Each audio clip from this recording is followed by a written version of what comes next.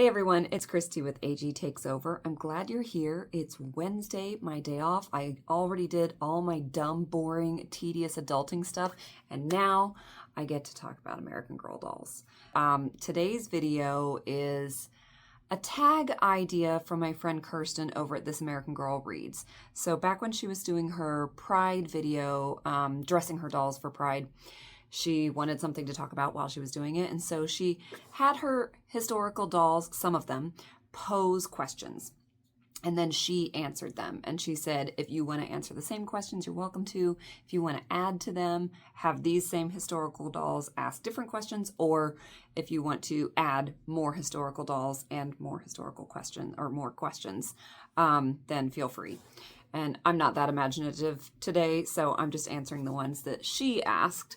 And there are 7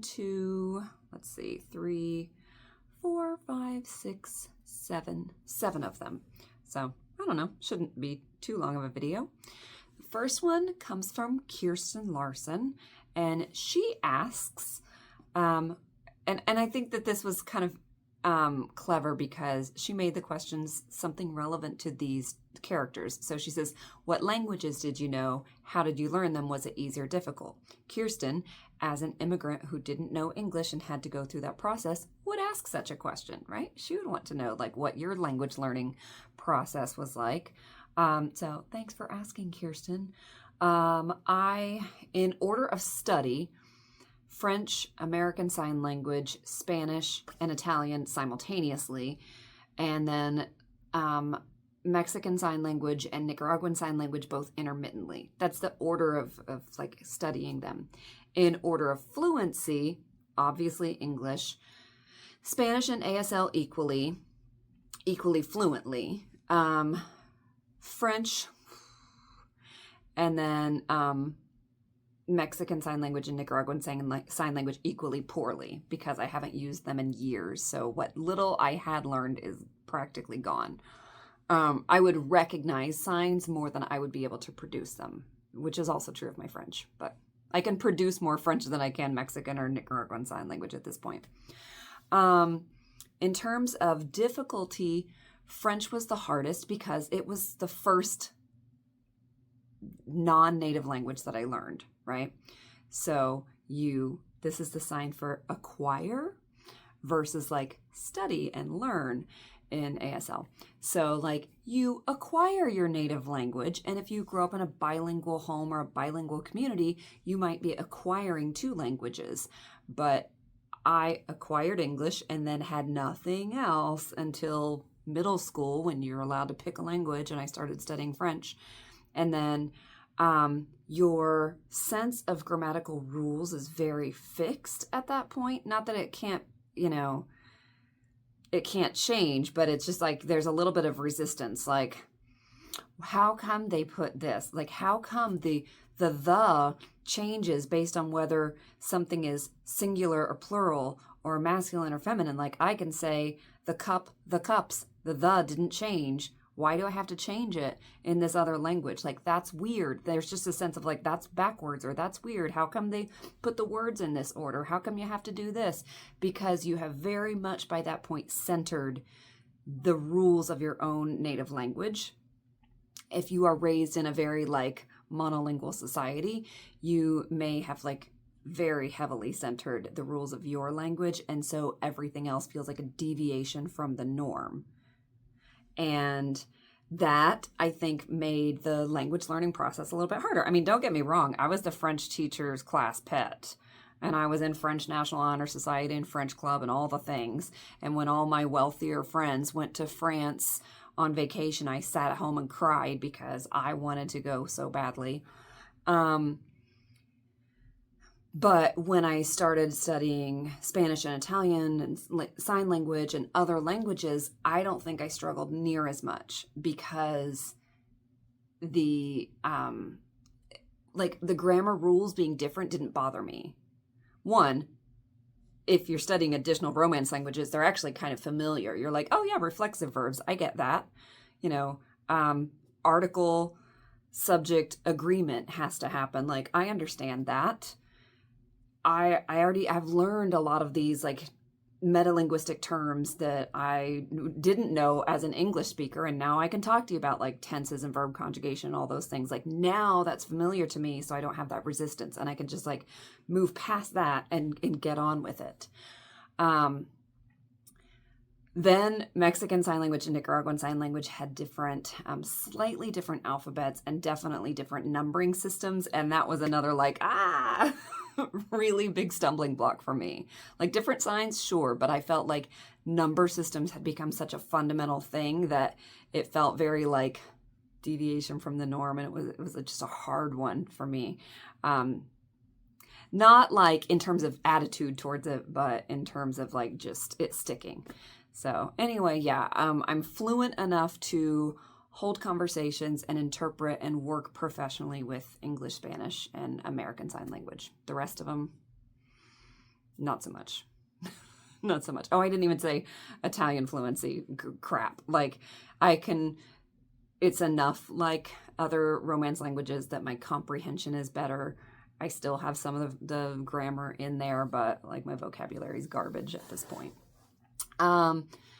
Next question is from Samantha. And Samantha's question is, have you ever given a doll as a gift?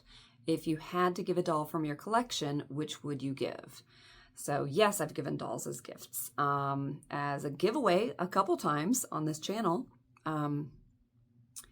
A slightly customized Marie Grace and a refurbished or restored Samantha. And I'll be doing another one sometime, I don't know, in the next few months, because I've got a McKenna that I want to customize a little bit. But yeah, giveaways a couple times to my wife, obviously, to both of my daughters. And each year we donate to a local organization, and we always buy dolls for that, among other things, but we always buy dolls to give. If I had to give a doll from my collection, it would depend. If I were going for one that like means a lot to me sentimentally, it might be Gabriella, because she was the first doll that I bought for myself. I really like her story. She might have been she was done dirty by AG, but she's beautiful and I like her stories, and her collection is whatever, but her and her stories I like. And I think I have a really particularly beautiful one, so it would be like special for me to give that to somebody. If I wasn't trying to make it like a gift that meant a lot sentimentally to me, I'd probably pick Ivy, because I'm not particularly attached to her, and I know that she's a doll that a lot of people would be very excited to have. And she's, I think, like the third Ivy that we've had. I'm just not, I don't know. She's very cute, but I'm not as attached to her as I am like 40 or our Truly Me 54s or some of the other Jess molds that we have.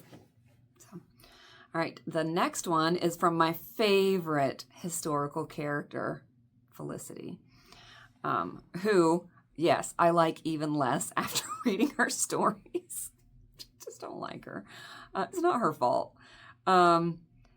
What is something missing from the historical books that you wish AG would address? So many things. I really could go on about Felicity, because when she's like walking right past these enslaved people and talking about how wonderful her grandfather is, who has enslaved people, and you can make the argument like, yeah, but those were the times and she wouldn't have known. In every period of history, there have been people who recognize right from wrong. There have been people surrounded by all of the injustice, and instead of saying, well, I benefit from it, so can't be wrong, they have said, you know what, this is messed up. So Felicity could have been that girl. She could have. She could have at least questioned it. That grandfather gets so glorified.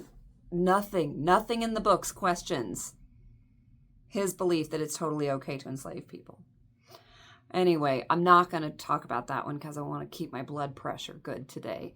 I don't know if this one's any better. Courtney. Okay, so Courtney and I are almost the exact same age. I remember a lot of stuff from that era. I've talked about that in other videos. I think they did a good job covering the hysteria and the stigma and the lack of information surrounding HIV at that time. And I know that the storyline in her book was based on Ryan White, who was a real boy who, if I remember correctly, through a blood transfusion contracted HIV, and school districts didn't want him there, and it was a big thing. And I don't mind that that's the way they chose to give the information about this, but it's always bothered me that they wouldn't address the fact that so much of that hysteria was fueled by homophobia. And I mean, they didn't need to get this deep into it about like so much of why it wasn't addressed in a timely manner and the resources weren't poured into it is because homophobia. Ronald Reagan didn't care. Nobody cared. Nobody cared because it was happening to queer people. They did in the like looking back section and like after the book, they did like address it. It just frustrated me. I don't know. It frustrated me because it's like a discussion of slavery that doesn't address racism. Like if it strictly looks at it from an economic standpoint and doesn't address racism or doesn't address like the inhumanity or whatever. It's like when two things are so intertwined, discussing one without the other just feels really incomplete. So it was unfortunate, I guess, like the bar is so low. I'm glad they even put it in the back section, but that's not how I should feel. Like how I really feel is, why didn't it warrant being woven into the book? That is American history. Cowardice. All right. I promise it gets lighter. I think it gets lighter. Yeah, it does. Addy's question is, if you could change something in the world to make it better, what would you choose? And look, Addy didn't tell us we had to be realistic. If I could somehow eradicate greed, that's it. That would be it. Pretty much every awful thing that is happening in this country right now is tied to greed. Like on the front lines, at the like public support of all of this nonsense, not nonsense, inhumanity, it looks like it's almost entirely, it's the isms, it's racism, it's homophobia, it's xenophobia, it's transphobia, it's misogyny, etc. And like all of that is definitely contributing, but the powers that be, they are motivated by greed. They are making policy changes that they're making because of greed. And the marginalized people who are suffering are just a casualty of that. It's really not even personal to a lot of those people in power. They're like, I don't care. I don't really. Probably they don't care one way or the other about Mexicans. It's not like they believe that they're a threat. They know better. You know, people on the ground might really believe that, but I think a whole lot of people making the decisions, they know better. It's just profitable and they're greedy. And if we could somehow, you know, take away the greed, then these people, you know, all of these other people wouldn't have to be scapegoats. They wouldn't have to be casualties. You know, this is why like the no war but class war resonates strongly with so many people. But displacing the current wealthy people won't actually solve things because there are other greed-fueled people waiting to step in. Like if we could just get rid of the greed, I don't know, it would solve everything. It would make the world a lot better. All right, next up is from Josefina. So Josefina's question is, have your dolls brought you any healing? My answer to this one is probably the shortest. No. I don't mean that there's nothing in my life that I've needed to heal from or that I don't still need to heal from. That hasn't really come from my dolls. For me, they are more refuge than healing, like refuge for things currently going on, currently in my life, not just the political climate, but just anything, any stressors in my own personal life. Like this is a safe place that I can come, and it's not necessarily about healing from things. It's just about having a place to like use as I want. If I need to like work through some stuff that's going on, I can have them, you know, dress and act out and be like photograph in a scene, whatever. Oh, you know what? I didn't think about this. I'm trying to decide if I think that making that NICU book, I'll put a picture up here, with where I used American Girl dolls to like reenact our NICU experience was healing. I think it was a little bit. Like that healing's going to be incremental probably for years and years. But our younger daughter was 2.5 months premature and spent 71 days in the NICU. And as a gift to my wife one year, I recreated a lot of that experience using American Girl dolls and the little itty bitty baby or whatever. So yeah, other than that, no. But I think that particular experience probably I would classify as healing. Mostly they're just a refuge though. The next one, this one was tough for me. It came from Kit, who's, the reporter and the writer. And it was, if you could write a historical mystery or commission someone to write one, who would you focus on? What would it be about? And any thoughts on the subject? So this is not fully fleshed out because I'm not going to write it and I'm not going to commission somebody to write it. But I think I would choose Rebecca.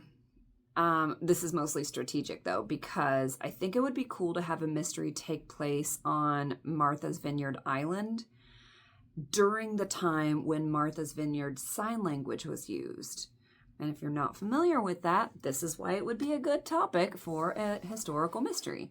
So Martha's Vineyard had a much higher ratio of deaf people than the rest of like the mainland United States. And as a result of that, hearing and deaf people regularly used sign language. Like the hearing people could also speak English, but they would, they were fluent in sign language. And so deafness was not a barrier to communicating with people. It was not a barrier in the way that it typically is other places. And I think you could work in some information about the Milan Congress of 1880, which is where it was an international conference on deaf education. And a bunch of people, largely hearing, voted, like 187 and 3, hearing and deaf, voted to ban the use of sign language in schools and only use oralism. And like something about like that and how that impacted schools and deaf education in the United States and communities, but also like what impact did that have in Martha's Vineyard during that time, that could be explored. So the reason I would pick Rebecca is just because during her time, Martha's Vineyard Sign Language would have been still very prevalent, and New York City is like 187 miles from Martha's Vineyard. She could have taken a train and a ferry and gotten there, and like maybe it's something her family would have done on a vacation, or I don't know, to visit somebody. Maybe she would go with her actor uncle and his lady friend.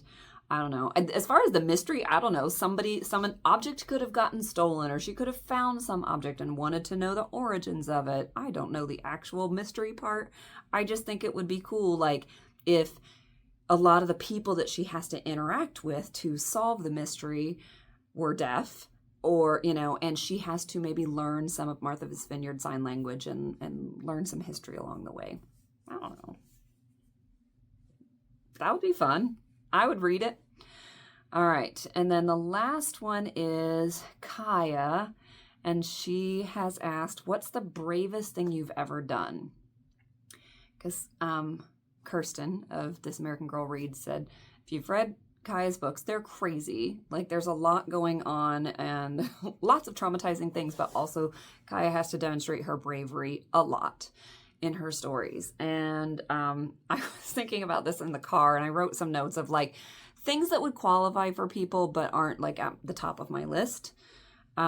Protests, like I've been doing them since I was a teenager, and I got arrested for one once as a young adult. I did a big one in Mexico where we blocked off a lot of lanes of traffic. In fact, if I can work it out, I might pause and like put in footage from that one. I filmed it, like I didn't know we were going to be on the news. They had interviewed me while we were at this protest, and then it came on the TV, and so I like recorded it with my phone, but just recorded the screen And I posted it on Facebook years ago, and so I found it. It's still on my Facebook account.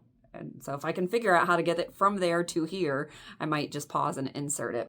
Habitantes de Ciudad Azteca, segunda sección del municipio de Ecatepec, bloquearon esta mañana por espacio de 4 horas la avenida central con dirección al Distrito Federal por la falta de energía eléctrica. Ya tenemos 8 días sin luz y desde un principio estamos marcando al 071, que es de la CFE, donde supuestamente nos van a atender. Y nos dicen de plano que no tienen personal, que no tienen fecha, no tienen hora, no tienen día, y que aguantemos. Ante este problema, los vecinos señalaron que el municipio ya les planteó una alternativa.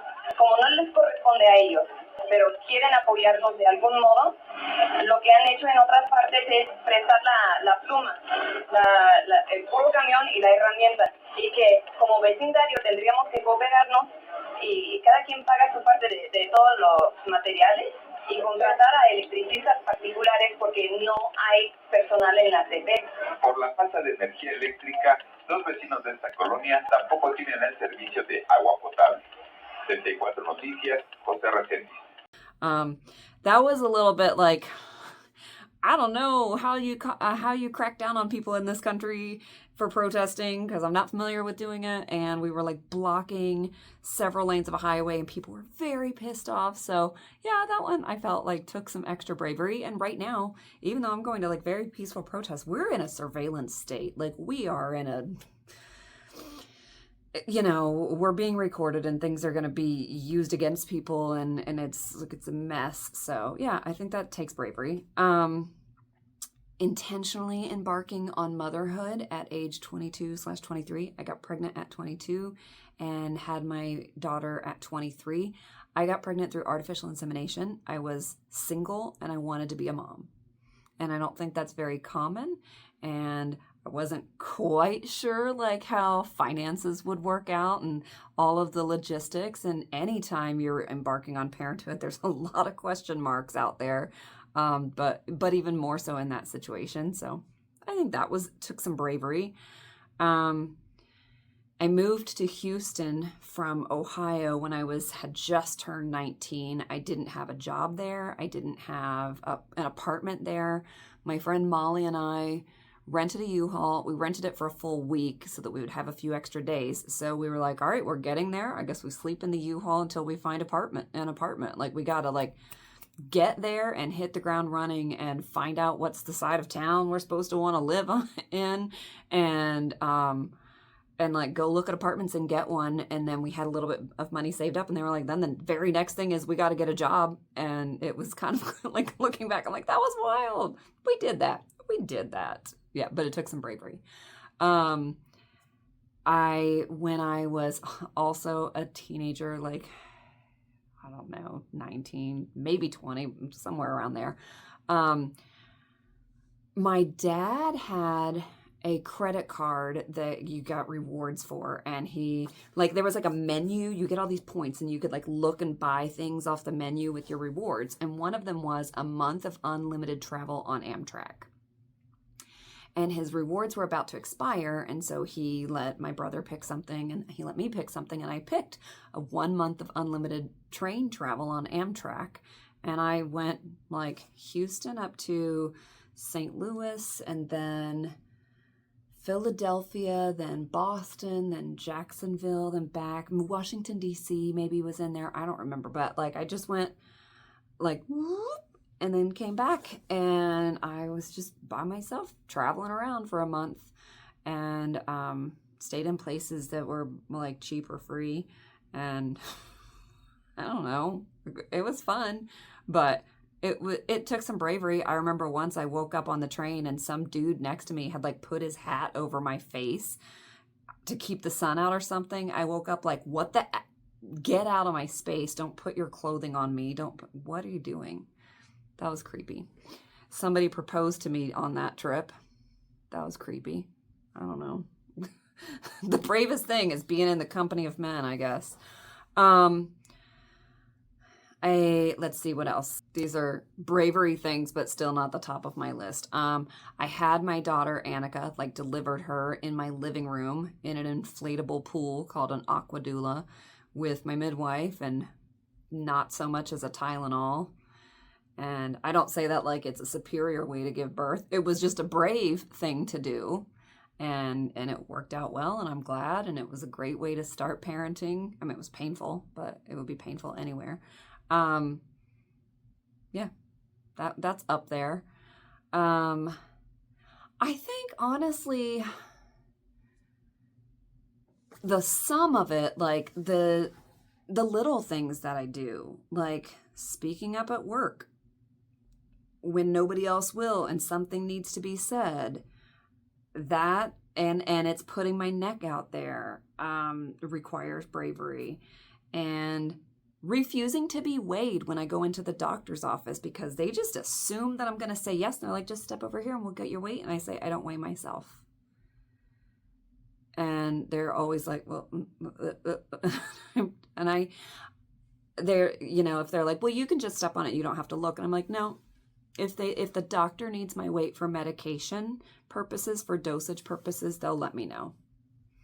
And every single time I say that to a doctor, I feel like my heartbeat accelerates a little bit, and I'm like bracing myself for what kind of reaction I'm going to get.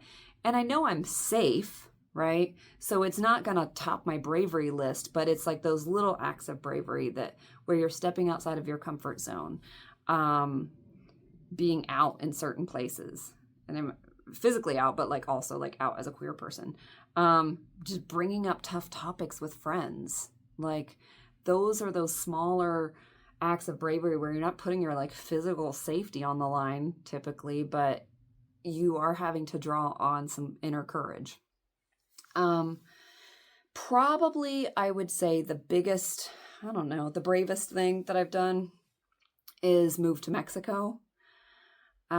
Because I had a child who was 7. And I think a lot of the things on this list, other than the littler ones that I just mentioned, a lot of the like big events were when I was much younger. And I think that you're a lot more fearless in a lot of ways. I feel like when often as you age, you might grow more comfortable in your own skin and like less apologetic about being and less apologetic about just taking up space and existing and all of that. So more fearless in that way, but that's about it. I think that most people are much more aware of like, how much is at stake, like how much they have to lose. You know, like physically, I would do things that were daring. I used to rock climb all the time. And now I'm like, oh, if I fell, I might break something. If I try this, I'm going to be sore for the next 4 days. Like I have much more sense of the consequences. Plus you just see people do things and have bad consequences for them. So that sense of invincibility is gone. That like kind of innocent bravery because you're just not, it's not even occurring to you, all of the possible consequences is gone. So doing things later in life that are daring, I think takes a lot more courage, or that takes a lot more bravery. So I was like close to 30 when I moved to Mexico, and my daughter was 7. Yes. Was she? Yes, she was. 7 to 10. And we did not plan on it being a temporary move. Like my plan was to stay there, to get dual citizenship, to stay permanently. Like I bought a house there. And the only reason I didn't stay is because it didn't work out with my ex. But, you know, it's very different to move somewhere when you know, like, we're going to be stationed here for a year or 2 or 3 or whatever. If there is an end date in your mind, I think psychologically the impact is different. You know you're going back home. This was my new home. And so all of the culture shock stuff, or things that you might normally be like, oh, that's different, hits you differently when you're like, this is going to be my new reality forever. And just a lot of little things to get used to, even though I knew the language. I was taking my child. I didn't know what school would be like for her. I didn't know, like, you know, just culturally how things would be. Yeah, I think that just moving to another country with a child and having that plan be to be there forever was probably took more bravery. Yeah, I don't know. I would love to know about, especially the one where I said dolls haven't really provided any healing for me. I actually love hearing other people's stories about how dolls have provided healing in their lives. So if you want to drop that in the comments, if you want to tell me the bravest thing you've ever done, like if you have a channel, go ahead and feel free to do this tag and thank Kirsten for the idea. But if you don't have a channel, you're still welcome to share those things. So that's what the comment section's for. Anyway, hope you're doing well. Take care. Take care of yourselves and each other, and I'll be back very soon.